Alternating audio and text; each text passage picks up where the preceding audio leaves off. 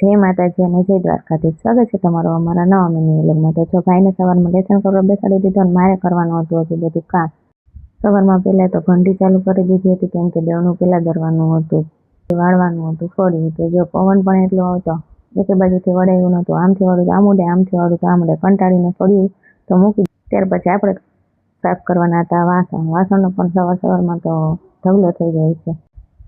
ત્યાર પછી પોતું મારવા ગઈને ત્યાં બેન અમારે જો સીધા બાથરૂમમાં પહોંચી જાય. ઘડીક વાર નજર હટે ને દુર્ગતના ઘટી જો અંદર એને મૂકીને આવે ને આપણે ધોવાના હતા કપડાં ધોઈને સુકવીને કિચન નીચે આવીને ત્યાં બેન જો અમારા પાછા બાથરૂમમાં પહોંચી ગયા હતા.